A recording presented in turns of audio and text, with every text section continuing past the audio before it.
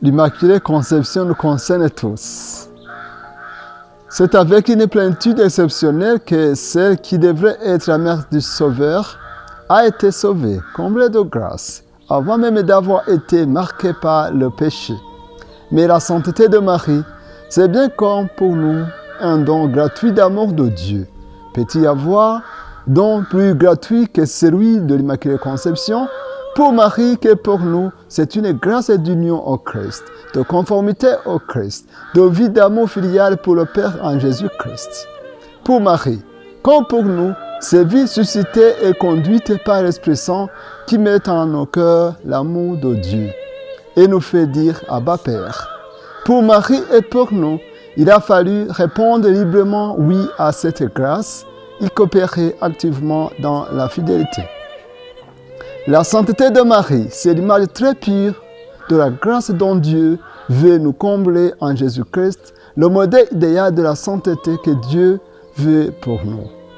Plus nous méditons sur la sainteté de Marie, plus elle éclaire la grâce de notre baptême. Par le ban du baptême, donne la nouvelle naissance dans l'eau et dans l'esprit, Dieu nous fait grâce et nous comble de son amour. Par son esprit, Dieu fait de nous ses enfants bien-aimés en Jésus-Christ. Mais aussi, Dieu nous demande la foi en la parole et l'engagement de vivre selon sa volonté sous la mouvance de l'Esprit Saint. Nous tous, nous sommes comblés de grâce en Jésus-Christ. Nous comprenons mieux pourquoi Saint Paul parle de notre vocation en des termes qui conviendrait parfaitement à Marie. Béni soit Dieu en Jésus-Christ. Il nous a choisis pour que nous soyons dans l'amour saint et irréprochable sous son regard. Il nous a destinés à devenir pour lui des fils par le Christ dont il nous a comblés en son Fils bien-aimé. En comblant Marie de grâce, Dieu l'a préparée à la venue de son Fils, pour nous les hommes et pour notre salut.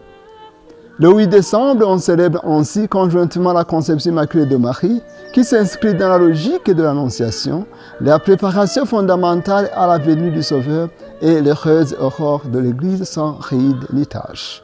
Aujourd'hui, dans l'Église et en chacun de nous, se continue la venue du Sauveur parmi les hommes.